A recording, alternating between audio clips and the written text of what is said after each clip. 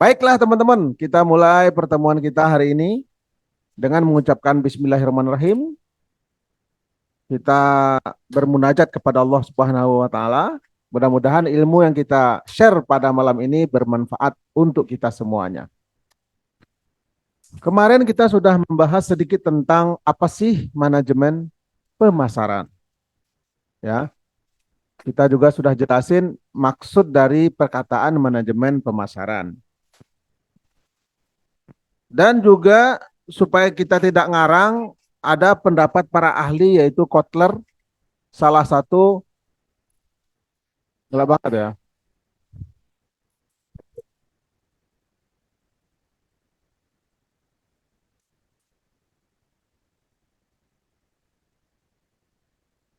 Oke kan ya? Coba kalau ini Bapak pindah. Ini dari Fajar tahu. Masa jamnya juga, gelangnya juga. Kan Bapak cowok nggak boleh pakai emas tahu. Norak nggak sih?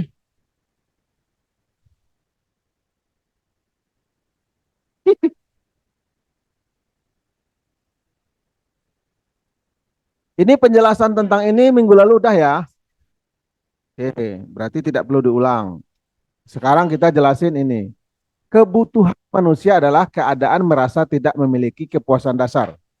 Artinya, jika nggak punya hal tersebut, manusia mengalami kekurangan.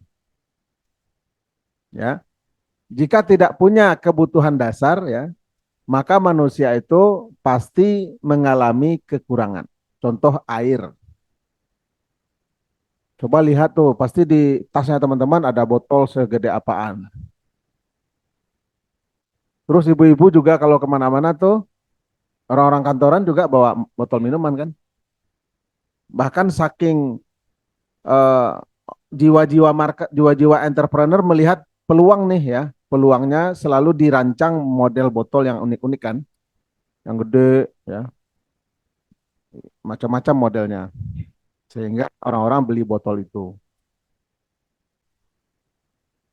Keinginan adalah akan pemuas tertentu dari kebutuhan tersebut. Artinya, jika kebutuhan dasar sudah terpenuhi, maka timbullah keinginan lain untuk memiliki benda tersebut. Artinya setelah kebutuhan dasar terpenuhi, masih ada nih kemampuan untuk memiliki, itu namanya keinginan. Berikutnya ada permintaan. Permintaan itu jika kebutuhan dasar dan keinginan sudah terpenuhi, masih ada nih, masih ada kemampuan untuk memilikinya, maka diajukanlah permintaan. Yang mana permintaan itu adalah keinginan akan suatu produk yang didukung dengan kemampuan serta kesediaan membelinya. Nah, ini termasuk ini termasuk keinginan. Jam tangan ini kan keinginan. Semua pakai jam tangan, hampir rata-rata pakai jam tangan. Ini kembar lagi jam tangannya. Jam tangan kembar, sepatunya kembar. Ntar di videoin yuk, di videoin yuk. Nggak bener kalian ini. Udah, ya lucu. Produk adalah sesuatu yang dapat ditawarkan untuk memenuhi kebutuhan atau keinginan. Kebutuhan, keinginan, permintaan semuanya membutuhkan produk. Nah, disinilah peluang bagi pasar, peluang bagi entrepreneur, peluang bagi pengusaha. Dengan memenuhi tiga hal ini saja, kita sudah bisa menjadi pengusaha. Kebutuhan dasar sangat banyak ya. Contohnya sembako. Ya, bayangin sehari sampai 3 hari nggak ada sembako sih bisa hidup. Tapi hari keempat, hari kelima, bayangin kalau nggak ada sembako di dunia ini. Ya kan? Kebutuhan akan kendaraan itu adalah keinginan. Kemudian kebutuhan akan aksesoris itu adalah permintaan. Rumah apa? Keinginan atau permintaan? Kebutuhan rumah ya. Jadi supaya kita nggak kena hujan, nggak kena panas, kita butuh rumah. Apapun bentuknya, mau kecil, mau besar, mau sederhana, mau mewah, itu merupakan kebutuhan. Dan ditutup dengan pertukaran, yaitu cara mendapatkan suatu produk yang diinginkan dengan menawarkan sesuatu sebagai gantinya. Pasti kita kalau belajar sejarah ada namanya transaksi zaman kuno. Di beberapa wilayah sih masih ada barter, ya. Ya, di Papua masih ada. Di share dong di grup supaya pada datang. Udah ya. Ada yang sering duduk berduaan di situ siapa sih? Ya cewek cowok ya. Oh, enggak. Iya, maksud saya minggu kemarin dia kan nggak masuk. Mereka kan nggak masuk minggu kemarin. Chandra sama Nadia ya.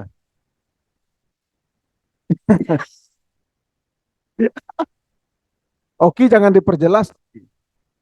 Siapa tahu dia online.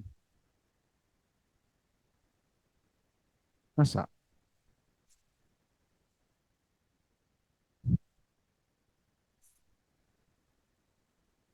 Astagfirullahaladzim.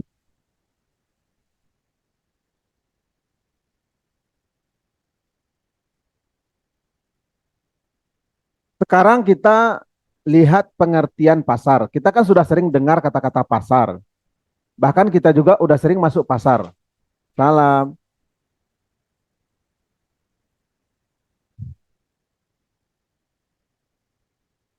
Kamu tadi dengar pembicaraan kita nggak dari dalam? Hah? Dengar nggak? Chandra kan? Oh ya.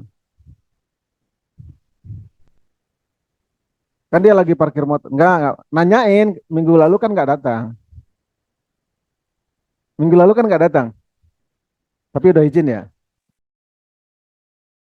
Oh iya, iya, iya. Wah,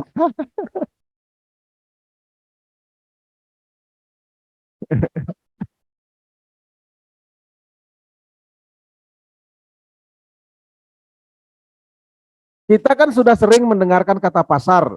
Kan kita sudah sering masuk ke pasar. Namun pengertian pasar secara rinci itu apa sih? Nah,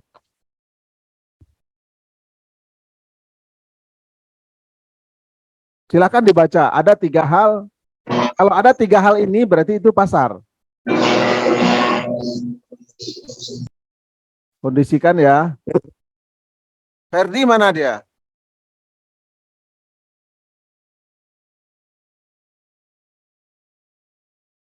Cuma store wajah aja tadi terus keluar lagi Ferdi. Ferdi. Ferdi udah ditandain sama orang akademik. Ferdi, cepetan ke sini. Ibnu,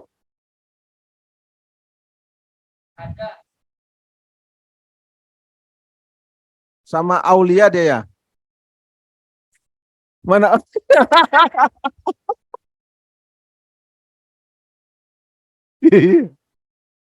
Iya ya. Sekelompok orang atau lembaga yang mempunyai kebutuhan dan keinginan untuk dipenuhi. Jika ada hal ini berarti itu pasar ya. Baru sepertiga bagian dari pasar kalau ada itu. Yang kedua mempunyai kemampuan untuk membeli atau berdaya beli dan dilengkapi dengan berkeinginan atau bersedia melakukan pertukaran untuk memenuhi kebutuhan dan keinginannya. Jika tiga hal ini bersatu, maka lokasi tersebut sudah bisa dinamakan pasar. Jadi secara harfiah, secara bahasa begini modelnya pasar itu. Kalau di bayangan kita kan pasar itu keramaian. Apakah semua keramaian pasar? Ada tabrakan, orang lihat, itu kan bukan keramaian juga. Tapi ada yang memanfaatkan situasi itu. Ada.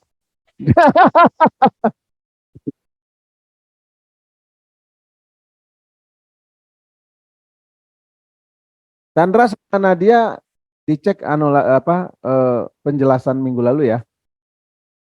Materinya juga sudah dikirim ya. Manajemen pemasaran dapat memandang pasar sebagai suatu keseluruhan. Keseluruhan. Tipe kan? Keseluruhan. Atau sebagai suatu pasar yang terdiri dari berbagai bagian dari pasar. Pangsa pasar. Jadi bagian dari pasar itu misalnya ada ruko, ada kios, ada lapak, itu merupakan bagian dari pasar atau pangsa pasar, bagian-bagiannya ya. Jadi manajemen pemasaran itu dia melihat secara utuh ya. Jadi dengan adanya manajemen pemasaran, pasar itu akan tertata dengan rapi ya. Akan tertata dengan rapi.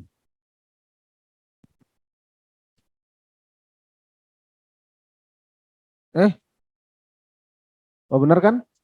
Oh kemarin penjelasannya belum nyampe sini. Kita loncat ke slide pertemuan 3. Pak, kameranya mati, Pak. 3. Jadi di mana? Kamera Bapak mati, Ini. nggak kelihatan Bapaknya. Apa nggak kelihatan? Pak Bapaknya Bakrinya nggak kelihatan. iya, kameranya mati di sini, Nyalain kamera. gelap. Nyalain kamera. Mereka tuh benar-benar kangen wajah saya gitu. Iya, saya kangen sama Bapak. Misi, Pak. Emang nggak kelihatan saya.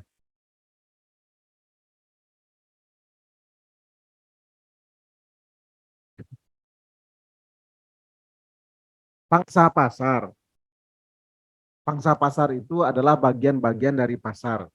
Lapaknya. Lapak.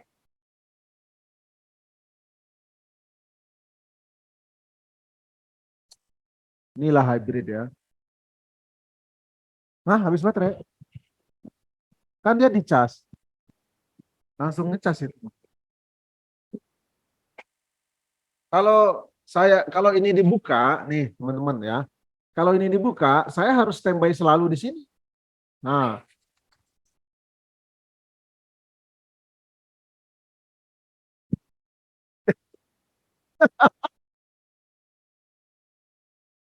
atau begitu aja.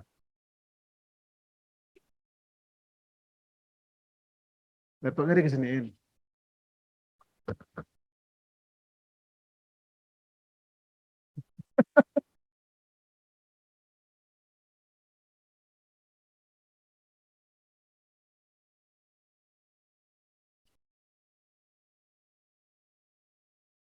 Oh, udah ada. Udah.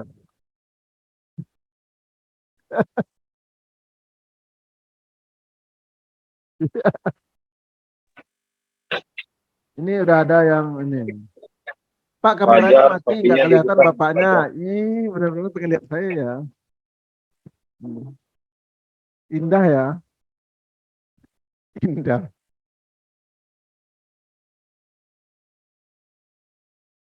Nah, ini azan berkumandang. Kita break nggak sih? Sholat ya. Tapi pada sholat dong.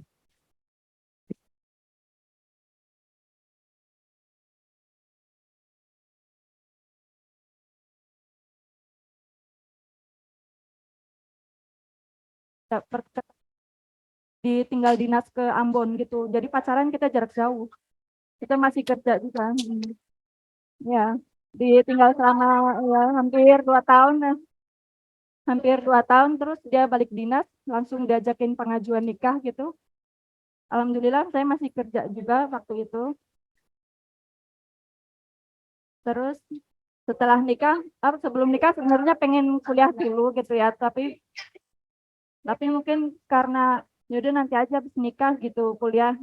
Alhamdulillah habis nikah langsung ada dikasih itu percaya nama Tuhan langsung dapat anak gitu kan, hamil gitu. Terus dipikir pas sudah nikah udah punya anak mau melanjut kuliah tapi kok dilema apa anak nanti nggak ada yang ngurusin gitu, terus kerja juga mau sampai kapan kerja terus gitu kan, anak di rumah sama yang ngasuh kan kita juga punya anak pengen kita ngurus sendiri gitu kan sebagai seorang wanita gitu kan. Terus di situ dilema sampai akhirnya ada kabar berita pabriknya tuh mau tutup gitu. Jadi saya udah alhamdulillah nungguin gitu kan sampai akhirnya tutup itu dapat pesangon kan lumayan kan. Terus akhirnya nggak kerja berapa bulan jenuh juga ya biasanya kerja terus nggak kerja gitu kan di rumah.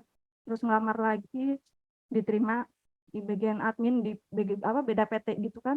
Cuma sehari udah keluar lagi karena tempatnya kayak nggak nyaman kayak nggak sebelumnya gitu kan. Terus ngelamar lagi coba yang di luar garmen gitu di luar kawasan itu dapat sih sebenarnya di bagian di Cilincing gitu bagian di ruko-ruko gitu kayak yang Ramayana pusatnya tapi yang se-Indonesia gitu.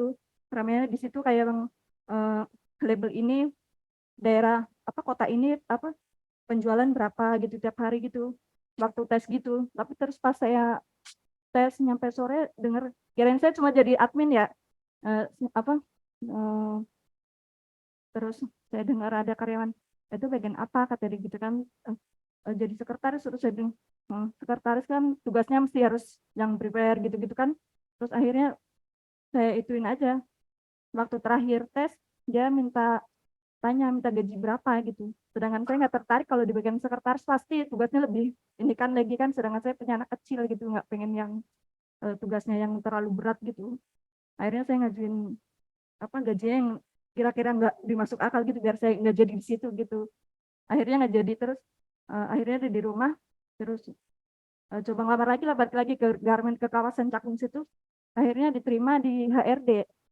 terus di HRD cuma itu di situ juga cuma sebentar soalnya anak juga kan suami kan sering dinas keluar kota gitu belayar gitu kan anak nggak ada yang ngurusin terus setiap saya pulang kerja anak nangis gitu kan nggak mau ikut gitu karena HRD juga pulangnya kan sampai sampai malam gitu kan Sabtu juga masuk jadi akhirnya ya udahlah saya bilang ke suami gimana saya ini aja daripada anak nggak mau sama ibunya gitu kan sama yang ngasuh ya akhirnya ya udah saya resign gitu nah akhirnya nyampe di situ juga dilema juga masih banyak panggilan kerja juga kayak yang di tempat Roja sekarang kerja juga dulu ditawarin apa tinggal diteleponin suruh masuk gitu yang sekarang itu kan tapi saya dilema udah nggak ngelanjutin deh sampai akhirnya saya ngurusin anak aja fokus ngurusin anak sampai sekarang udah gede udah ada 2 anaknya pak sampai yang kecil juga udah masuk SD terus dilema udah gede terus mau ngapain ya udah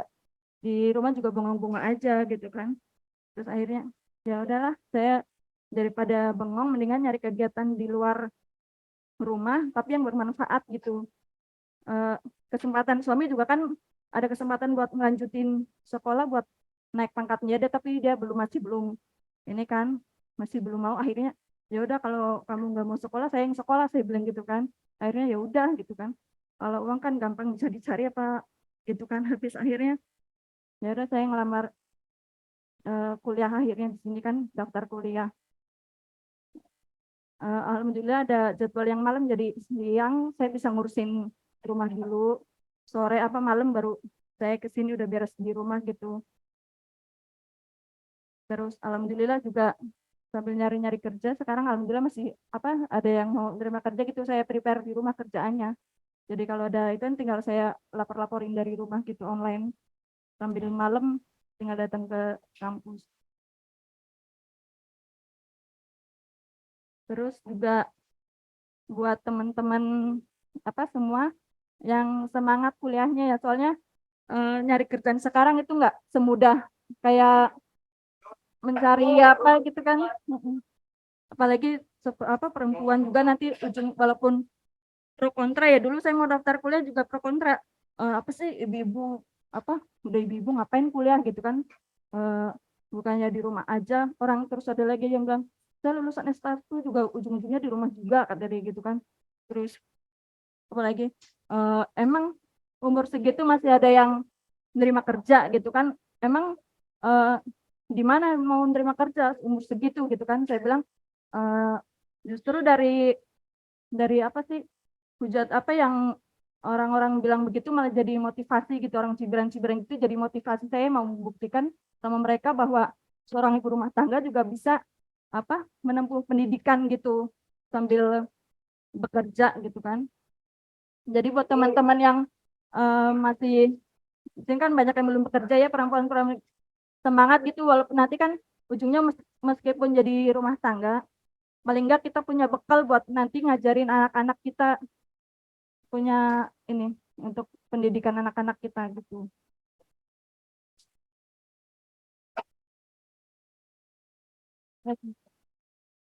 Terima kasih, sekian dari saya.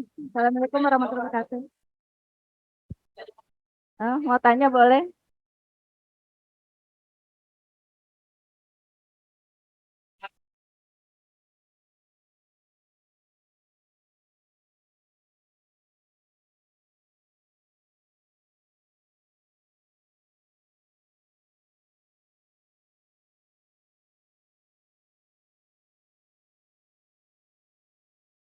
Dua tiga. Sekarang udah 36. Hmm. Hah? Kepala tiga.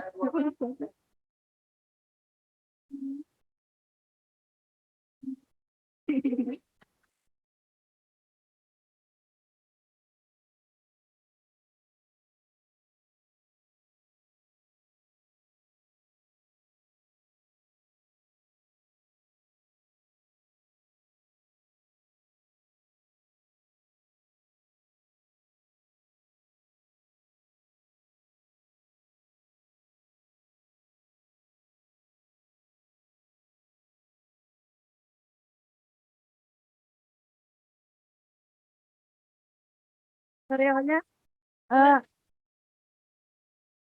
nggak tahu. Kalau zaman dulu nggak ada halodeck.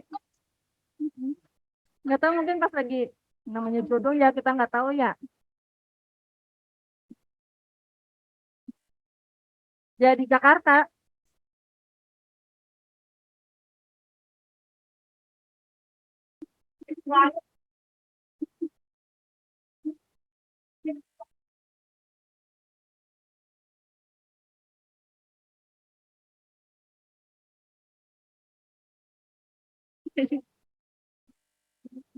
Ya Pak,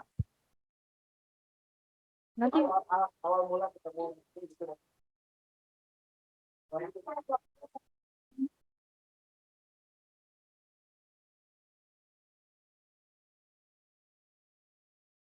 sah gimana maksudnya?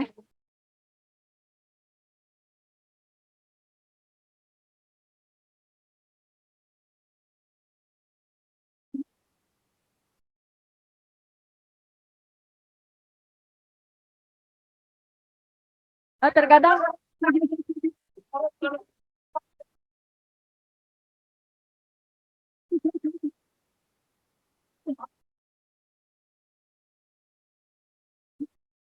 terkadang terkadang ucapan bisa balik ke diri kita ya, diri sendiri. Gitu.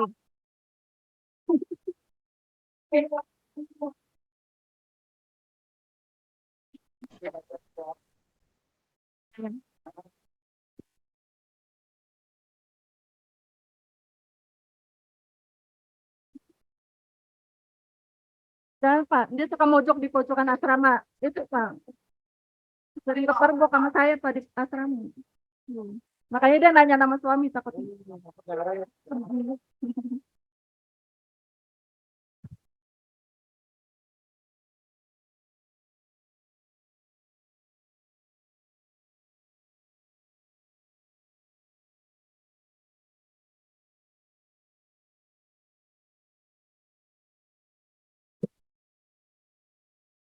Oke, teman-teman, terima kasih. Kita ucapkan kepada Agustina yang sudah memberikan motivasi buat kita.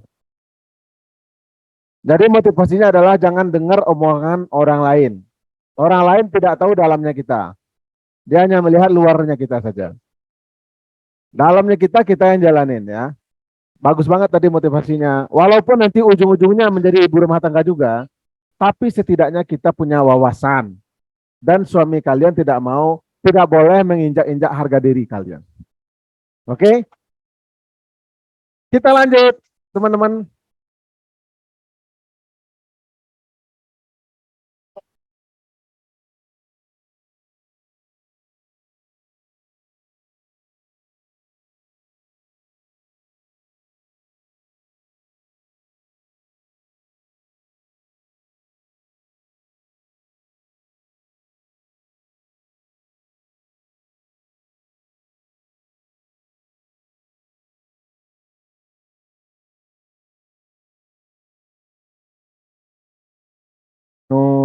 Lita ya ini ya. Oh, ini ada sedikit informasi yang ingin saya sampaikan. Mudah-mudahan teman-teman bisa lihat ya. Kelihatan? Udah ada di HP. Nah, penjelasannya kita terdiri dari 14 kali pertemuan, teman-teman. Hari ini adalah 3 dan 4. Jadi maksudnya, walaupun Rabu depan itu tanggal merah, namun kita tetap kuliah, teman-teman. Tar dulu ya. Jangan parno dulu. Model kuliahnya adalah saya berikan tugas, kalian kerjakan. Karena ini modul ya. Modul. Modul itu pengertiannya saya berikan materinya, kalian baca, setelah dibaca dibuat kesimpulan. Nah, kesimpulan itu yang diserahkan ke saya dalam bentuk Word ya. Jadi tulis aja Microsoft Word ya seperti kemarin ringkasan kan. Teman-teman maunya YouTube.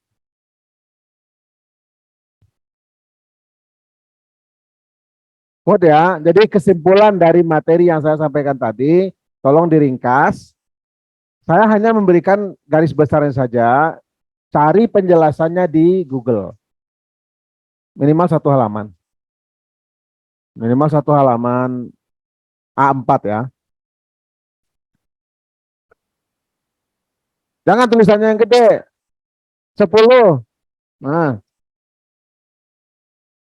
enggak dikirim ke WA saya, Japri. Filenya dikirim ke WA saya secara pribadi. Karena itu, karena itu diakui sebagai pertemuan 5 dan 6. Yang saya anggap hadir hanya yang menyerahkan. Ya. Kapan diserahkan? Ya hari Rabu depan. Ya hari Rabunya itu. Enggak dong. Materinya kan saya kirim nanti hari Rabu. Ya, 5 dan 6 ya. Iya. Saya kirim materinya hari Rabu depan. Kemudian materi itu kalian olah, kemudian buat kesimpulannya di Microsoft Word ya. Setelah itu kirim ke saya. Kesimpulannya aja. Kesimpulan dari materinya ya. Iyalah, ada aja. Berhalangan.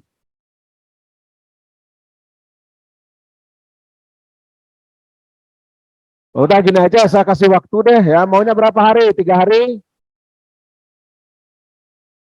Tuh kan, benar kan? Nah makanya, udah kirimnya paling lambat besok pagi. Maksudnya hari Rabu kan perkuliahannya. Paling lambat Kamis pagi. Ya,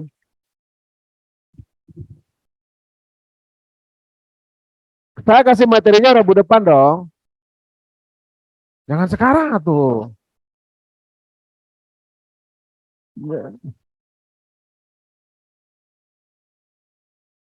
Ayo ya.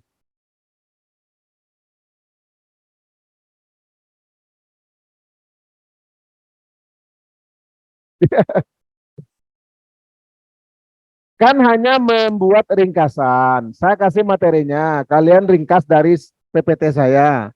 Buat apa sih maksudnya PPT yang ini? Saya berikan 2 pertemuan ya, 5 dan 6. Kalian ringkas inti sehari dari PPT ini apa sih? Gitu doang. Apalagi alasan lagi, halangan lagi, halangan. Halangan terus kayak cewek aja kamu. Ya apa? Tar dulu, itu kita ngebahas ini dulu. Dan ini 2 minggu berturut-turut ya. Ya iyalah, tanggal 29 adalah hari ulang tahun LP3I. Maka kuliahnya juga moduler. Nih, kuliahnya juga moduler. Gratis apa? Wahyu, gratis apa? Yang jelas kalau ngomong.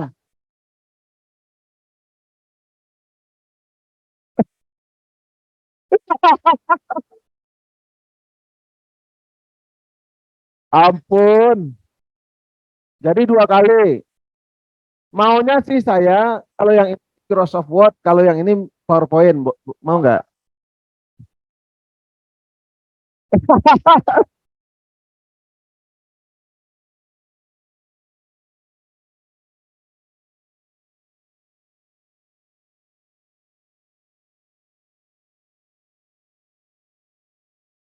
Kalau ketentuannya saya ngirimnya nih tanggal berapa nih? Mana tanggalnya di sini? 22 Maret ketentuannya.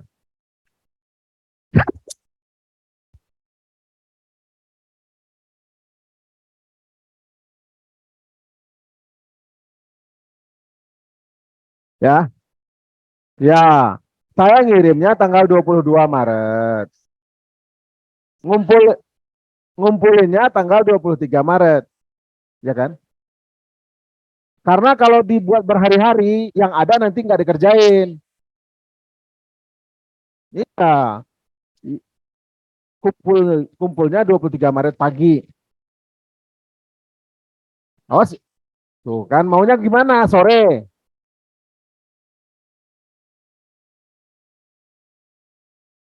jam 00. Tengah malam dong. Berarti sehari semalam. Nanti yang ada malah molor-molor-molor gitu loh ya. Oke, pokoknya tanggal 23 Maret ya. Mau pagi, mau siang, mau malam terserah. Yang penting tanggal 23 Maret. Kalau dikerjain hanya 3 menit selesai itu.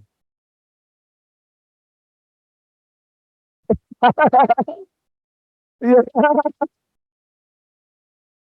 Ya udah, saya kan nggak PPT, hanya Microsoft Word ya. Kesimpulannya aja. 23. Oh, bahannya saya kirim tanggal 22. Tanggal 22 pagi.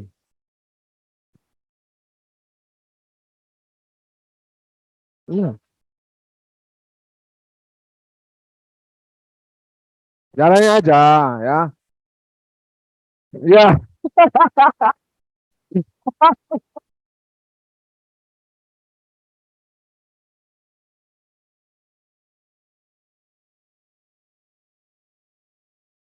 saya tanggal berapa sih? Tanggal 22 kan? 23. Udah. Nah, saya kirim tanggal 29. Materinya, bahannya saya kirim tanggal 29. Teman-teman ngumpulin tanggal 30. Emang apa hubungannya? Udah aja. Panitia, panitia. Ya, nggak usah apaan. Satu-satu bicara apa? Nah, tanggal 29 saya kirim materinya mau pagi mau nah, ngumpulinnya kan tanggal 30 besoknya. Ya udah tanggal 1. Belum.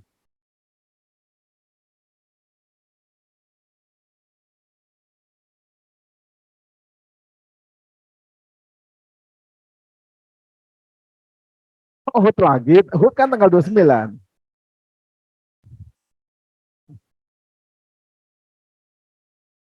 Buka puasa bersama di sini.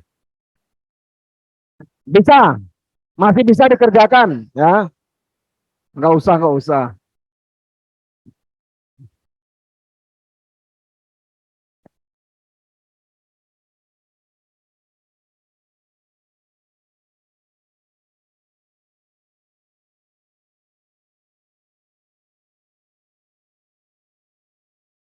Tanggal 29.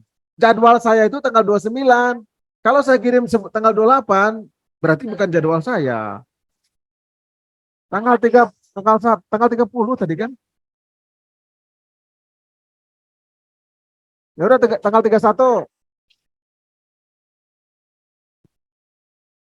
Januari, Februari, Maret 31.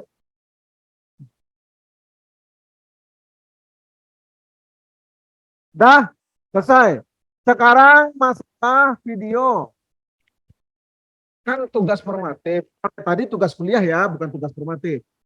Kalau video nggak bisa dijadikan nilai UTS karena apa namanya, terlalu dini, prematur, terlalu prematur. Ya. Jadi hanya dijadikan nilai formatif, teman-teman. Ya, kalau nilai formatif yang sebenarnya itu lebih berat lagi, mencari bahan, mencari bahan, mendatangi HRD yang ada di Jakarta Utara. Lebih berat kan? Ya, formatif. Jadinya ngirim individu, nggak boleh berkelompok. Ya kan nilai formatif. Ya. Terus bagi yang nggak punya video kegiatan HUT, kan HUT lama nih. Ada classmate, ada macam-macam kegiatan apa. Minta ke siapapun yang punya video tentang HUT. Jadi, Ferdi jangan ada alasan lagi ya, halangan lagi. Minta video, masa kamu nggak punya teman?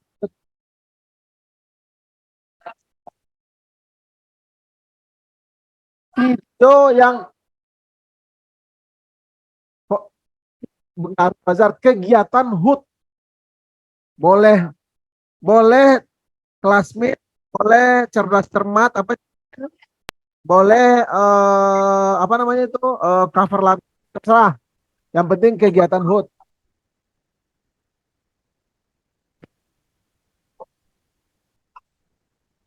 Oh iya dong.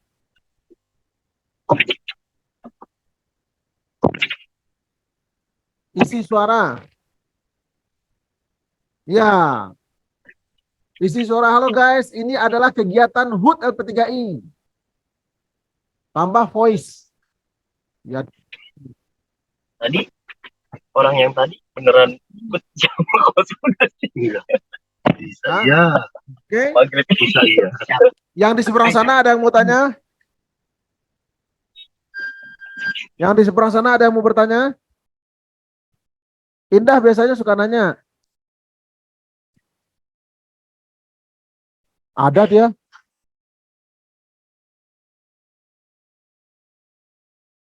Mas ya, Ferdi, jangan ada halangan lagi. Halangan melulu.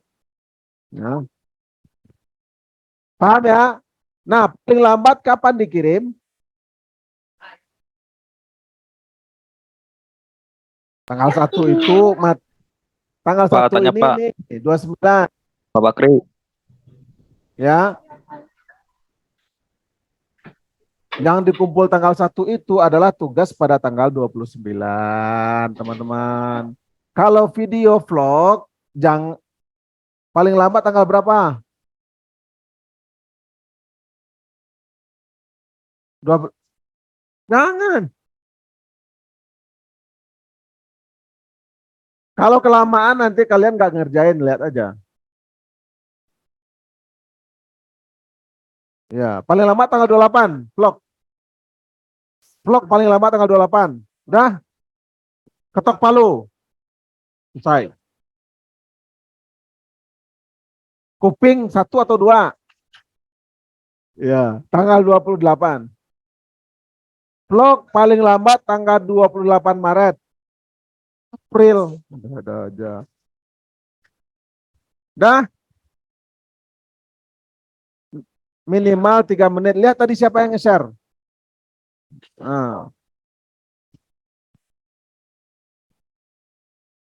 tambahin kayak apa, musik apa gitu. 3 menit aja kok. Nah, jelas? Nah, apa? Apa itu tanggal 9? Oh ya, setengah jam lagi nih. Ke toilet. Ada apa di toilet?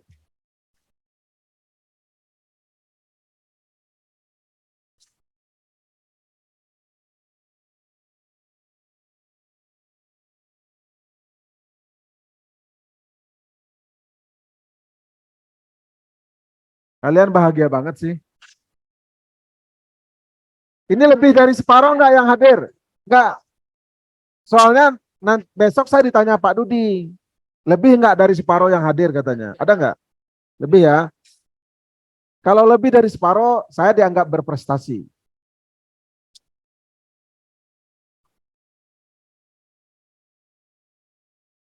Ya begitu ceritanya ya. Oke teman-teman, lanjut.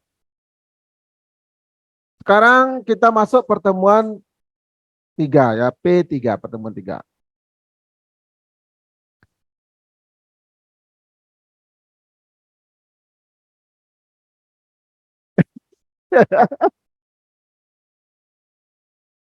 Jadi teman-teman ya, tadi kan sampai di sini. Nah sekarang prosesnya bagaimana? Proses manajemen pemasaran ini sudah merupakan kesimpulan dari berbagai buku. Tahun 1994 menyimpulkan bahwasanya proses manajemen pemasaran itu diawali dari menganalisis pemasaran. Maksudnya menganalisis pemasaran, situasi perdagangan saat ini seperti apa sih? Kemudian peluang yang paling menghasilkan saat ini apa? Itu namanya analisis pemasaran. Setelah menghasilkan kesepakatan, maka perusahaan yang akan memproduksi barang-barang yang dibutuhkan oleh orang saat ini diproduksi. Ya. Setelah itu meneliti dan memilih pasar sasaran. Mau dipasarkan di daerah mana? Ya. Mau di wilayah mana? Maka ditentukan oleh tim manajemen pemasaran. Setelah itu dirancang strategi pemasarannya. Ya. Saya kepanasan. Sampai keringat.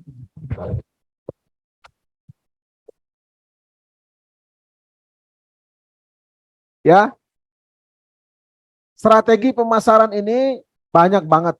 Ya, ada yang namanya marketing mix, 7P, 4P, dan lain-lain. Ya. Kemudian setelah menentukan strategi pemasaran, merencanakan program pemasaran. Ya. Direncanakan.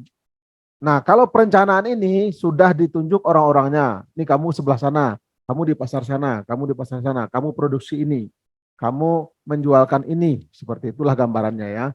Jadi ditunjuk orang-orangnya siapa yang bakal menempati pasar wilayah sana. Ya. Setelah semuanya perencanaan matang, organizing ya. Jadi ini namanya 4P. Setelah direncanakan, planning, di organizing, kemudian di actuating. Setelah itu controlling. Maka berjalanlah manajemen pemasaran. Ini merupakan siklus manajemen pemasaran. Analisis ya, analisis awal dari kebutuhan konsumen. Kan tadi di awal kita bicara tentang kebutuhan, keinginan, permintaan. Kemudian ada produk, ada pasar. Udah itu aja. Komponen dari manajemen pemasaran itu hanya 5 hal itu. Kebutuhan konsumen, keinginan konsumen, permintaan konsumen, produk, dan pasar. Hanya berputar di sekitar itu saja.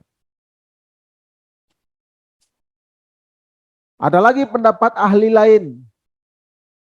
Armstead, Colin G, dan Graham Clark.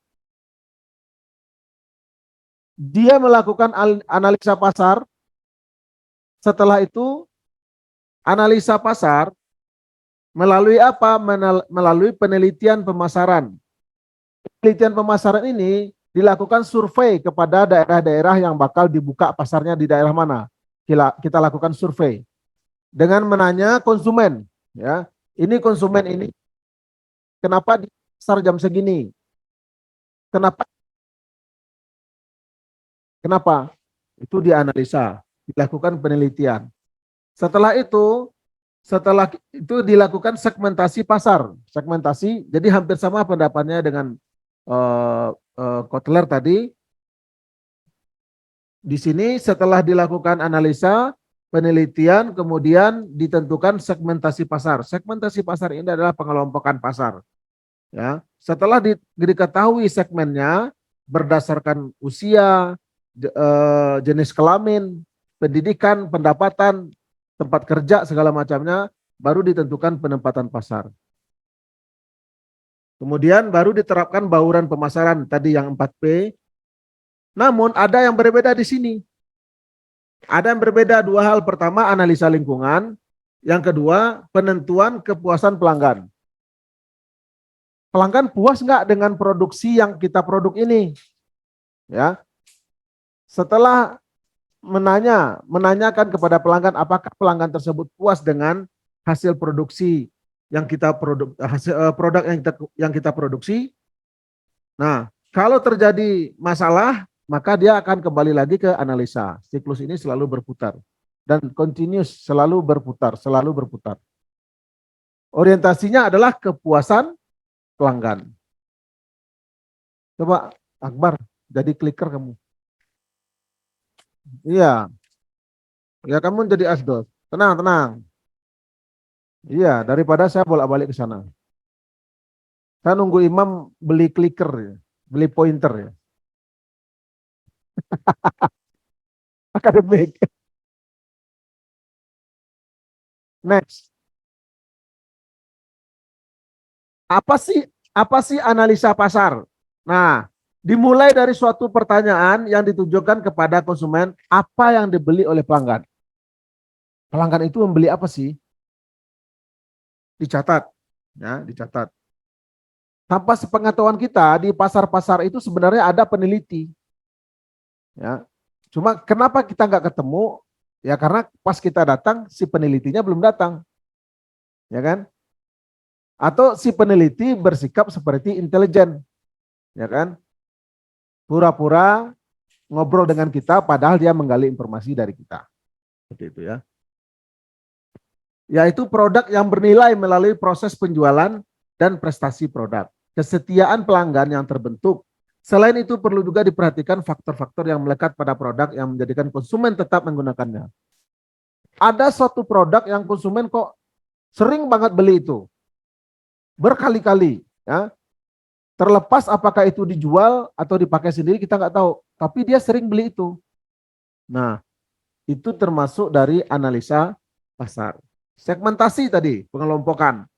Pelayanan serta pemenuhan akan kebutuhan pelanggan sudah semestinya mendapatkan suatu perhatian yang sangat besar serta terus-menerus dari si pemasar. Agar segala sesuatu bisa berjalan dengan efisien dan efektif, maka diperlukan suatu segmen pasar yang jelas untuk menempatkan produk di pasar. Jadi mau ditaruh di mana, mau dijual di mana, mau dipasarkan di mana, itu namanya segmentasi pasar. Segmentasi yang dimaksud adalah pengelompokan pelanggan berdasarkan hal-hal yang melekat pada diri pelanggan. Contohnya, faktor gaya hidup. Jadi lifestyle itu sangat mempengaruhi perusahaan akan memproduksi apa. Makanya lifestyle bukan hanya sekedar tontonan, tapi menjadi bahan atau acuan oleh perusahaan untuk memproduksi barang yang akan dijual. Status sosial. Nah, kita mau memasarkan produk kita di mana nih? Kira-kira orang di sana status sosialnya seperti apa? Itu juga perlu dianalisa. Kemudian tingkat pendidikan dan lain-lain sebagainya. Faktor usia. Oh, ternyata yang tinggal di kompleks sana itu rata-rata pengantin baru yang belum punya anak. Kira-kira apa kebutuhan mereka? Oh, ternyata pengantin yang udah punya anak satu. Nah, apa kebutuhan mereka?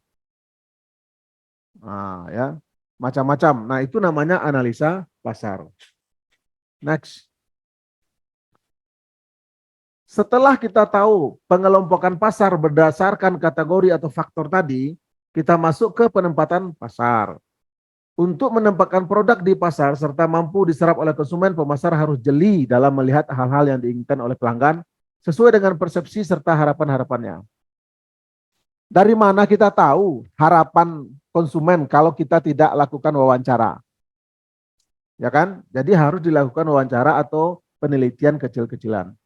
Hal ini berguna sekali agar pelanggan mampu mengenali produk yang dipasarkan dengan jelas melalui analisa lingkungan yang digunakan untuk mengetahui Seberapa baik kinerja perusahaan di pasar segmen serta melalui penelitian pasar sehingga mampu menyimpulkan perbandingan antara kelemahan dan kekuatan internal perusahaan. Di setiap segmen serta melihat kesempatan dan ancaman dari luar perusahaan tersebut ya. Jadi ancaman, kalau misalnya produk kita laku terus, ada ancaman nggak? Pasti ada ya. Itu kok laris banget. Nah, laris manis dagangan kita atau usaha kita maju, ada aja Pak ancamannya. Nah, itulah dunia ya, dunia wale namanya. Banyak orang yang tidak suka dengan kemajuan kita. Ya, dia nggak suka ngelihat orang laris manis gitu kan. Bagaimana dia menyaingi hal itu ya, maka muncullah para pesaing-pesaing. Itu namanya eksternal perusahaan. Melihat kesempatan dan ancaman dari luar perusahaan. Ini perlu diwaspadai. Bukan hanya di Indonesia, tapi di luar negeri juga memikirkan hal ini. Kemudian bauran pemasaran merupakan suatu gabungan dari beberapa unsur kombinasi yang saling berkaitan, yang memungkinkan kita mendapatkan pelanggan sesuai dengan target. Maksud dari penyusunan bauran pemasaran adalah menerapkan strategi untuk menempatkan produknya sedekat mungkin dengan pelanggan. Ya, kalau bisa pelanggan itu begitu buka pintu langsung ada barang yang dia beli. Kan pelanggan maunya gitu. Nah kita makanya ada namanya sistem COD ya kan. Sistem COD bayarnya dari rumah aja. Nah itu salah satu dari keinginan pelanggan.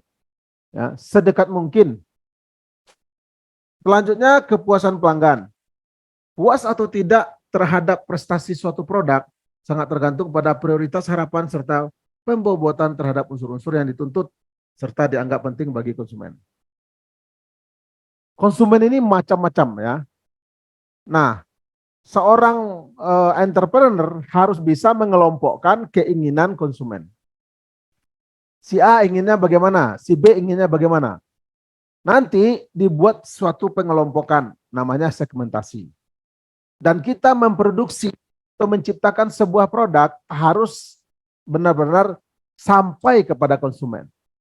Konsumen maunya apa, kita berikan maunya apa. Ya, jangan sampai bertolak belakang dengan keinginan konsumen. Sama aja dengan nutup usaha kita sendiri. Ya. Next. Sampai jumpa pada pertemuan 4. Ya. Silakan bertanya kalau ada pertanyaan. Kita udah absensi belum? Coba buka file absensi. Iya. Ya udah, sini. Terima kasih ya, Asdos.